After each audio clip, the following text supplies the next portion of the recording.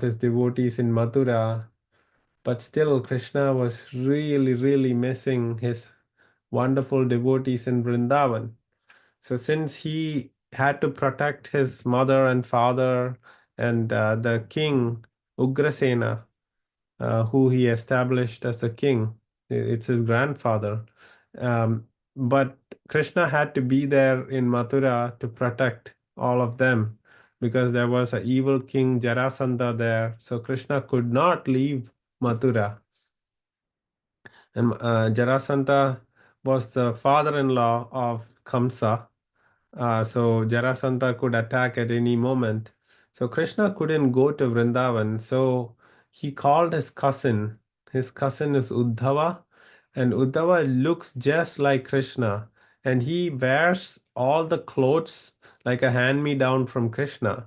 Krishna he bears the jewels that Krishna has worn.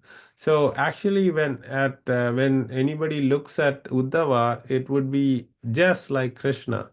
So he chose Uddhava to go to Vrindavan to pacify the gopis and to meet his parents, Nanda Maharaj and Yashoda Mai. So that's the chapter we are starting. So Krishna is asking Uddhava to go. So Krishna says, the minds of the gopis are always absorbed in me, and their very lives are ever devoted to me. For my sake, they have abandoned everything related to their bodies, renounced ordinary happiness in their life, as well as religious duties necessary for such happiness in the next life. I alone am their dear most beloved, and indeed their very self. I personally sustain such devotees who for my sake give up all worldly duties. So Krishna is telling Uddhava that the greatest devotees are the gopis. But Uddhava himself was thinking himself to be a great devotee. And he was trained by the Deva Rishi, the guru of the devas like Indra, Chandra. They are all taught by a guru named Brahaspati. So the same Brahaspati was the one who is the guru of Uddhava. So Uddhava thought himself very knowledgeable. He was like a minister for Krishna. um, and Krishna used to discuss all his decisions with Uddhava and get his opinion. So Uddhava is very learned and intelligent. And sometimes he thought he was also one of the greatest devotees of Krishna. Krishna wanted to show who are the greatest devotees to Uddhava.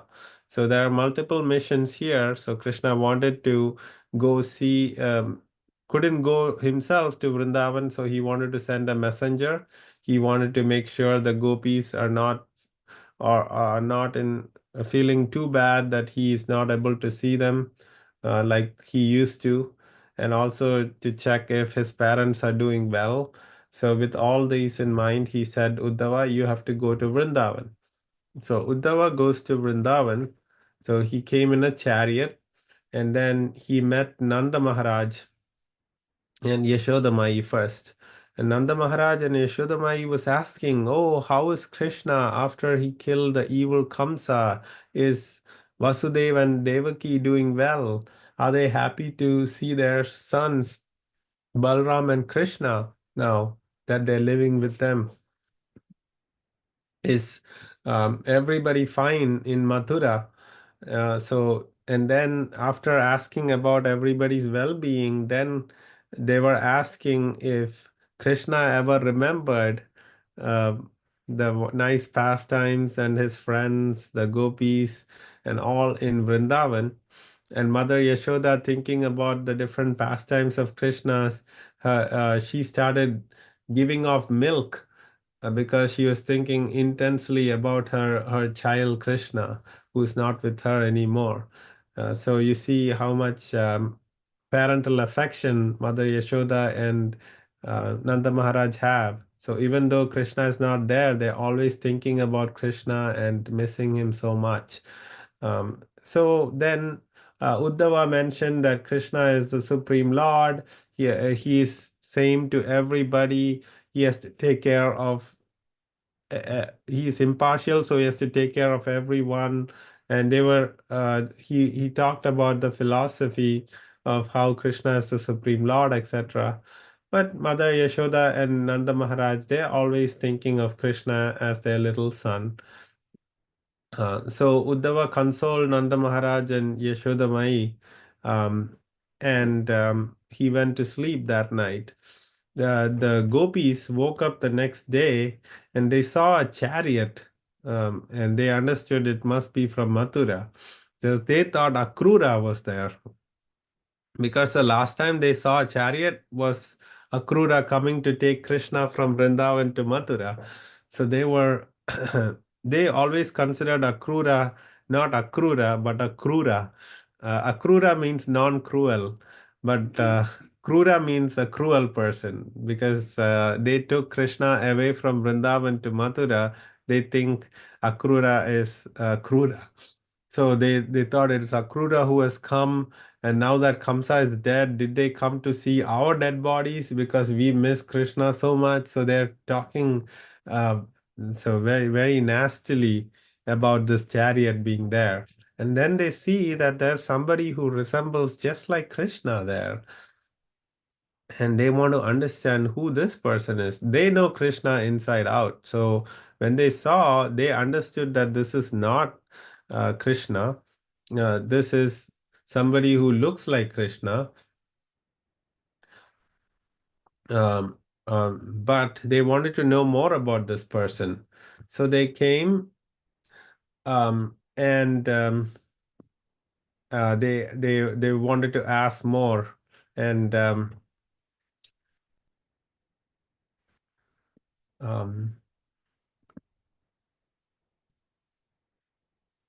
yeah. So when they came to Uddhava, Uddhava said he is a messenger from Krishna, and he has actually brought a message from Krishna. He had a letter with him that Krishna had written by himself to be delivered to the gopis. Um, so the gopis again was thinking about Krishna, and they were actually criticizing Krishna that he didn't come and he has sent a messenger. And then on the side, actually, Srimati Radharani is seen where she is talking to a bee, as if the bee is the messenger of Krishna. And there are 10 verses in Srimad Bhagavatam, and it's called Bramara Gita.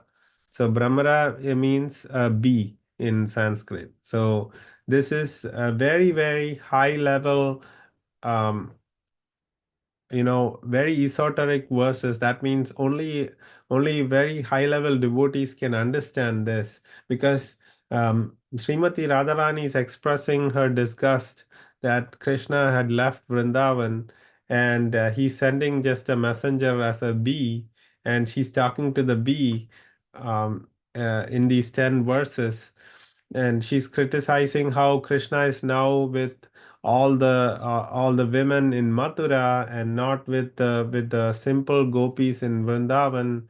And so she's calling Krishna a cheater. But again, when out of love, when somebody criticizes Krishna, it's not like a demon criticizing Krishna. This increases the love for that the gopis have for Krishna. So uh, Uddhava is seeing how much absorbed everybody in Vrindavan is of Krishna. So even when Krishna wasn't there, even whatever they see, just a bee, they think it's a messenger of Krishna, and everybody's talking as if um, they're always thinking and longing for Krishna. So so Srimati Radharani says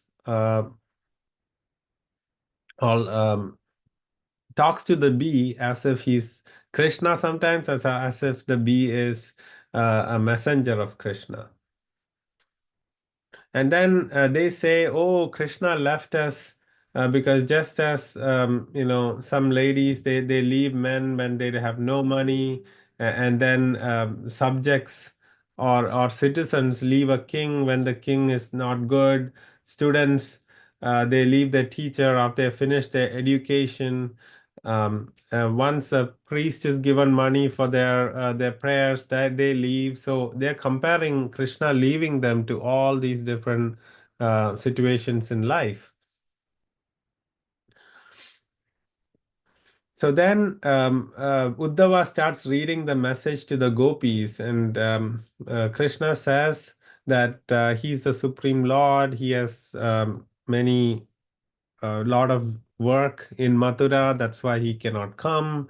And then he mentions that he is a person who who likes the relationship when of separation. So when no when two people who like so much each other so much, when they miss each other, that intensifies their love. So he is experiencing that.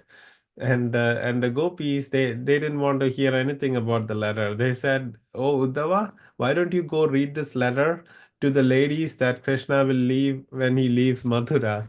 We don't want to hear any of this." But then in the end, Krishna had also written that he will soon come and personally be with the gopis. In one sense, Krishna never leaves Vrindavan, because all his wonderful pastimes are always in the minds of the gopis. And this Bramara Gita is very high level, where acharyas explain the 10 verses that Srimati Radharani tells the bee has many levels of liking and intensified love for Krishna. And it's actually it is described as Chitra Jalpa, and it has Prajalpa, Parijalpa, Vijalpa, Ujalpa, Sanjalpa, Avajalpa, Abhijalpa, Ajalpa, Pratijalpa, and Sujalpa. So these are different ways that a person who likes another person is complaining when that person is not there. So this is the highest feelings of separation that Srimati Radha Rani has for Krishna. And seeing all this, Uddhava understands that, oh, these are the greatest devotees of Krishna. Even when Krishna is not present, their mind, body, and words, everything is always thinking and talking about Krishna. He Nata, He Ramanata, Vrajanata, Tidashana, Magnam Uddhara Govinda, Gokulam, Vrijanar Vahat. O master of goddess of fortune, O master of Raja, O destroyer of all suffering, Govinda, please lift your Gokula out of the ocean of distress in which it is drowning. So we see here how everybody in separation for Krishna is just yearning for him. And then Uddhava, after understanding the greatness of the gopis, he says, among all persons on earth, these cowherd women alone have actually perfected their embodied lives, for they have achieved the perfection of unalloyed love for Lord Govinda. Their pure love is hankered after by those who fear material existence, by great sages, and by ourselves as well. For one who has tasted the narration of the infinite Lord, what is the use of taking birth as a high class Brahmana or even as Lord Brahma himself? So Uddhava is understanding how the gopis, who, though they are very simple village damsels, they are even exalted than the great sages who are doing penance for multiple years to understand and be close to the Lord. They, with their simple lives, have exhibited how to become fully Krishna conscious. So they're remembering about when Lord Krishna was dancing with the gopis in Rasa Leela, the gopis were embraced by the arms of the Lord. The transcendental favor was never bestowed upon the goddess of fortune or other consorts in the spiritual world. Indeed, never was such a thing ever imagined by the most beautiful girls in heavenly planets, whose bodily luster and aroma resembles the lotus flowers. And what to speak of worldly women who are very beautiful according to material estimation? So this verse, Uddhava is saying that the gopis are the greatest because they were dancing with Krishna in Rasa Leela, and this Rasa Leela is only allowed for the greatest devotees of the Lord. In terms of Krishna's consorts, there's Lakshmi Gana, who is Mother Lakshmi, and then there's Mahishi Gana, who are the queens of Dwaraka, and then Gopi Gana. Gopigana are the gopis, and we see that gopis are the topmost among all these three groups of women who have relationship with Krishna. So Uddhava understands how they are the greatest. So again, there are verses in Mukunda Mala Stotra that describes the the greatness of Krishna and how the gopis are really yearning for Krishna and they are the greatest devotees. Bhakta Bhujanga Garudamani Trailokya Rakshamani Gopi Lochana Chata Kambudamani Saundarya Mudramani Yakanta Mani Rukmini Kanakucha Dvandvaika Bhushamani Shreyo Deva Shikamani Tisatu No Gopala Chudamani. So it is said that these gopis are thinking of Krishna as a Chataka bird. Now, Chataka bird is the bird that only drinks when it rains.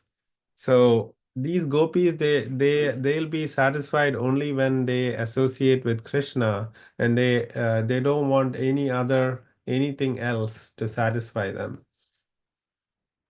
So we see how Krishna is reciprocating to his gopis. And now Uddhava has understood the greatness of the gopis. And then Uddhava returned back to Vrindavan, and he spent days Uddhava returned back to Mathura, and he spent days with Krishna explaining about how he spoke to each person in Vrindavan, Nanda Maharaj, the gopis, and all that, what they said, all that Krishna was hearing from Uddhava. So so Uddhava left, and Krishna achieved his mission of making sure everybody's fine in Vrindavan. And then he wanted to please his devotees in Mathura. So we remember earlier in before killing Kamsa, Kubja and Akrura, they wanted Krishna to visit their homes. But Krishna did not go because he had a mission to deliver these demons. So only after all that is done, Krishna then went to Kubja's house. Anybody remember who is Kubja? Isn't Kubja the one with the hump in her back? Yes, very good, Nitinji. Nice remembering. So Kubja was the one who put nice sandalwood paste and oils on Krishna. So she served Krishna, and Krishna, just like Nitinji said, made her into a beautiful woman because she had a hunchback before all that were fake. So Krishna came and visited her and pleased her and took her service. And then Krishna went to Akrura. Akrura, after he drove Krishna from Vrindavan to Mathura, as per the instruction of Kamsa, he invited Krishna to his home, and now Krishna is finally coming to his home and making him happy. Then Krishna gave some instructions to Akrura. But before that, Krishna really glorifies Akrura. He says, you can go to holy places and all that, and you can pray at temples. But just seeing great devotees and nice people like Akrura purifies a person more than any of the above. So Krishna is also saying why it is very important to spend time with those people who love Krishna. So Akrura is one of them, and even a moment of association of exalted devotees can purify your heart. So it's even more better than actually visiting holy places and just seeing the deities and praying. Krishna is saying the devotees are more important. So sometimes folks, they go to the temple, they don't care for anybody at the temple. They only think, oh, let me just go pray to God and the deities.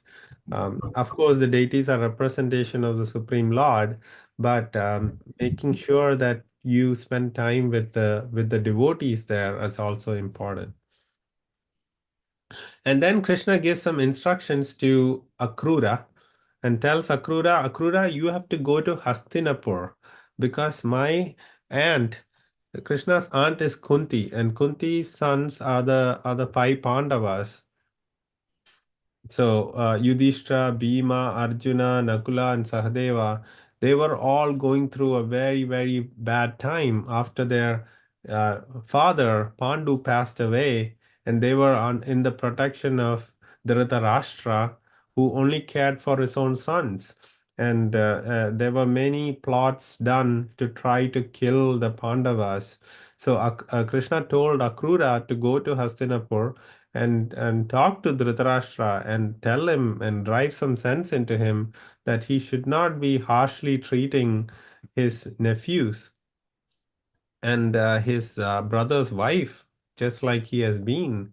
So, this message Krishna wanted Akrura to deliver, and also see Mother Kunti and make sure she's fine and pacify her. So, Akrura goes to Hastinapur and he gets a great reception there. And then he speaks to Mother Kunti. Mother Kunti says that they're going through a lot of trouble without her husband there. She's trying her best to raise the kids. But Duryodhan, who is the son of Dhritarashtra, always tries to plot and give trouble to her sons.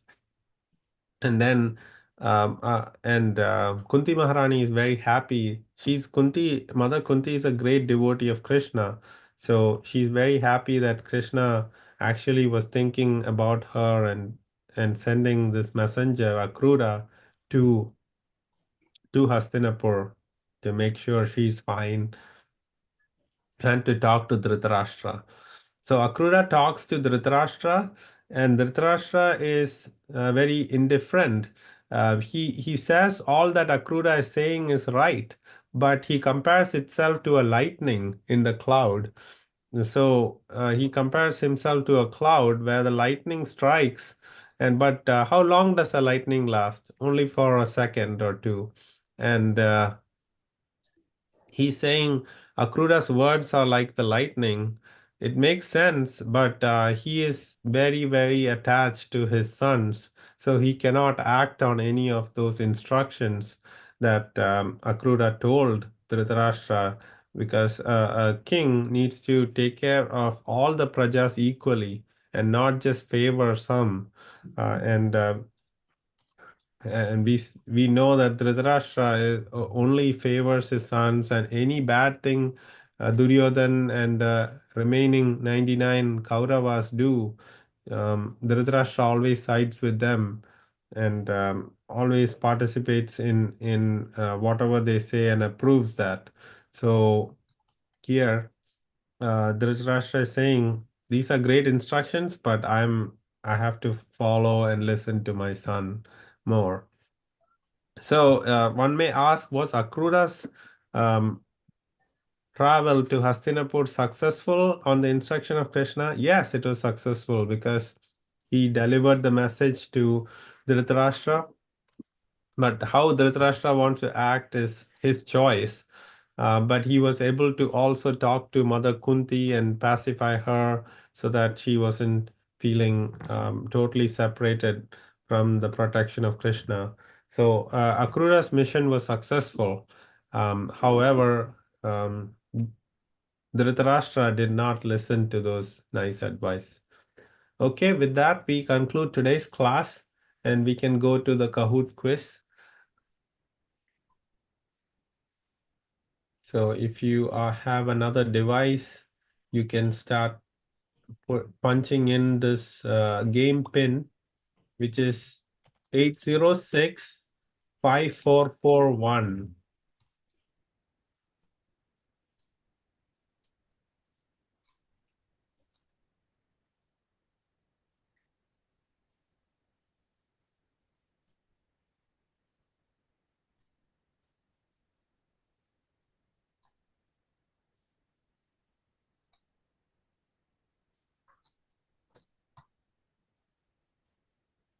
Yeah, so far we don't have any players. Why is it not coming? For what? Okay, looks like Krishna devotee is in.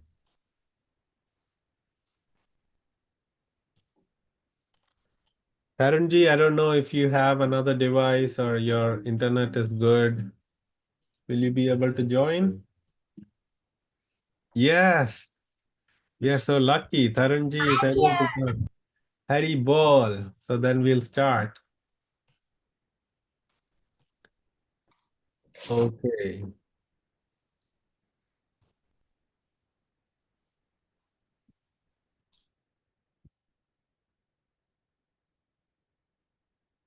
Who advised Uddhava to visit Vrindavan? Ugrasena, Arjuna, Krishna, Balaram. Yes, Krishna. Lord Krishna's minister and intimate friend Uddhava studied under this sage. Sage Brahaspati, Sage Sandipani, Sage Sukracharya, Sage Vishwamitra. Yes, the right answer is Brahaspati. Who learned under Sandipani is Krishna. Krishna and Balram, they went to Sandipani's ashram.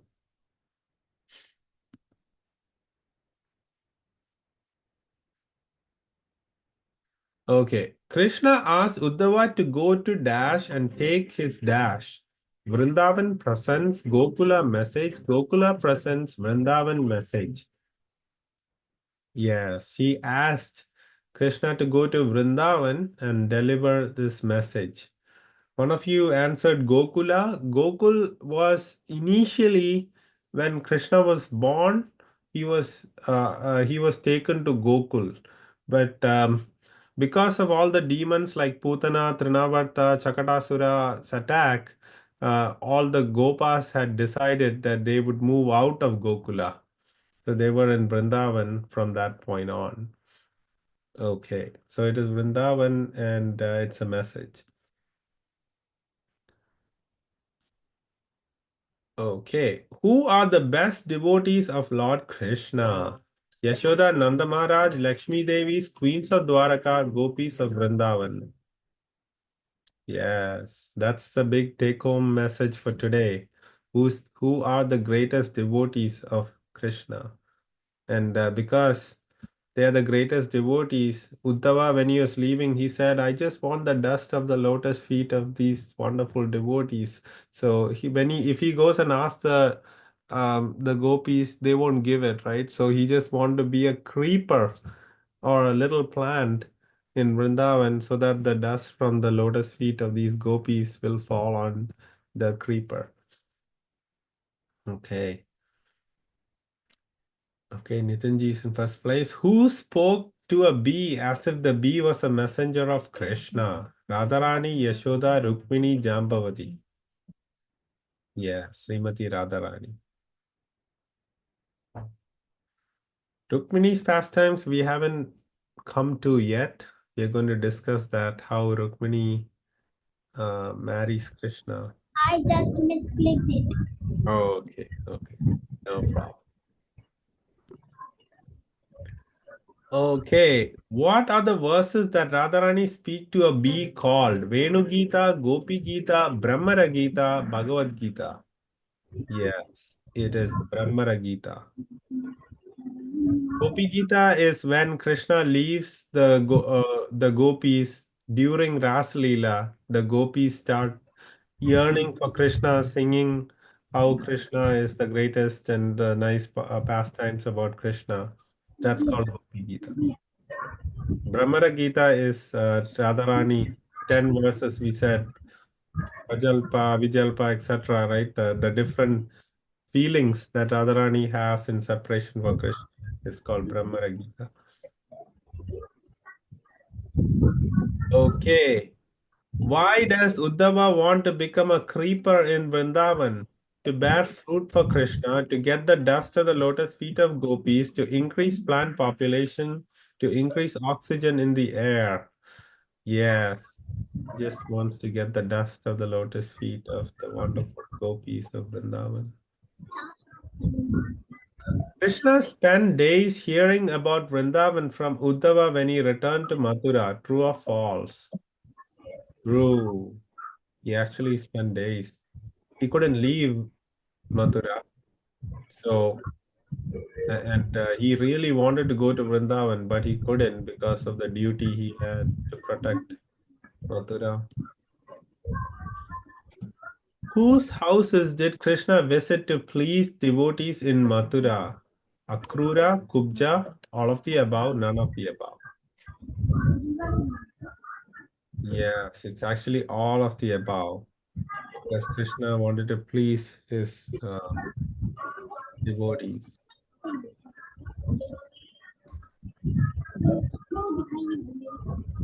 Okay, 10th question. Where did Akrura go by the instructions of Krishna? Vrindavan, Badrikashram, Hastinapur, Mithila. So, Uddhava went to Vrindavan by the instruction of Krishna, but Akrura went to Hastinapur to pacify Kunti Maharani. So this session, we have been discussing how Krishna is reciprocating to all his devotees. So different devotees, Krishna is sending his messenger. So sometimes when we get good things happening to us or others helping us, we should always remember Krishna through these nice devotees or these people are helping us do these things well.